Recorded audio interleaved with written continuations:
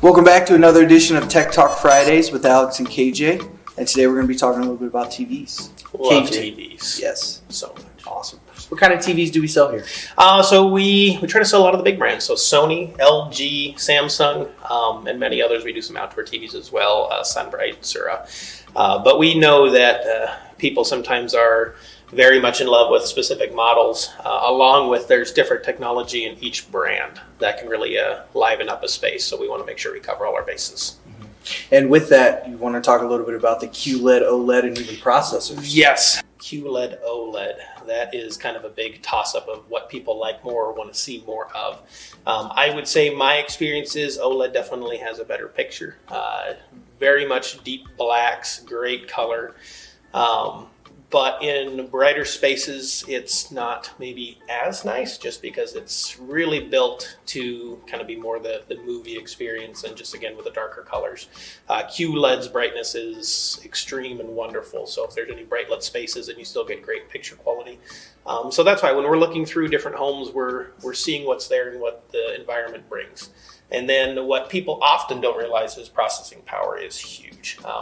When you're looking at specs on a TV, all of them are reading 4K and 120 hertz and just all kinds of basic information from a $500 TV all the way up to a couple $1,000 TV. And so what in the world is the difference in that? There might be little things here and there, but what people don't realize is the processing. They literally have chips in there, just like computers, that can actually make the quality of the picture and decipher what's going on far greater than like a lot of other TVs like that.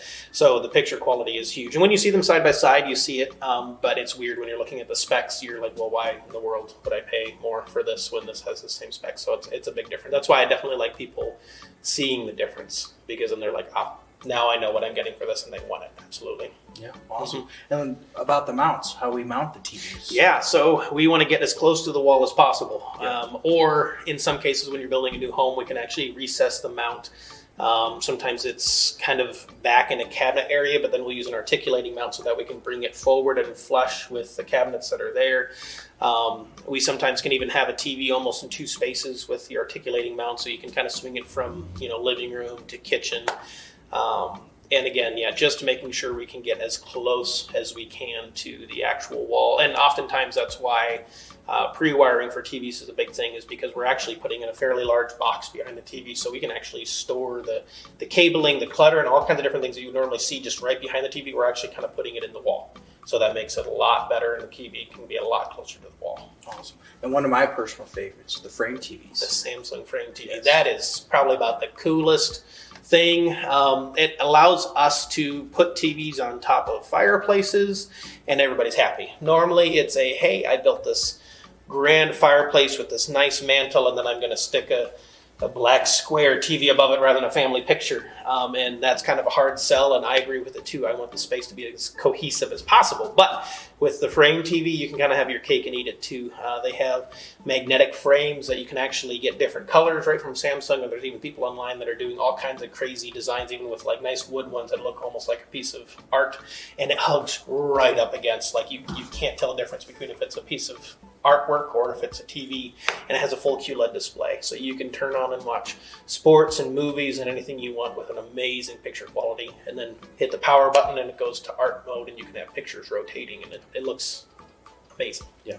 And with that sizes, yes. focal points. Yeah, so they were kind of limited at first. They went from I think it was a 43 to it was like 55, 65, and then they finally brought it down to a 32-inch, which actually was really nice because there was lots of spaces like in kind of kitchen areas where they wanted something, but they didn't want it too big. There was space didn't allow, so that actually has fit really well, or even in bathrooms and stuff too, all the way up to a 75-inch. 65 was not big enough, especially some of the fireplaces that we're doing right now. It's just massive and glorious and wonderful, and you don't want to put this small little TV on there too and almost like take away from some of the fireplace. But they're great for every room. I mean, offices and bedrooms and stuff, rather than having just kind of what looks like a TV there, you have artwork there. Yeah. So it makes the house a home a lot faster. Speaking of sizes, let's talk about this bad boy that's right behind us. So this is an 85-inch. This is about the biggest TV you can get. That is not a projector. However, there is some 100-inch TVs coming out, and they're starting to be at price points that are a little bit better than they were before, but 85-inch. This is something we're doing a lot of rec rooms, theater-esque spaces with TVs like this, where it might not call for a projector, or they might only want to go up to about 80 to 90 inch for the projector and say, hey, look, get this TV. This is beautiful quality as far as color and brightness and everything you could ever want. Playing games on it is awesome, and it works in about any space. And we even put some of these on top of fireplaces too. Yeah, awesome. Well, thanks, guys. This has been another edition of Tech Talk Fridays with Alex and KJ. Take care.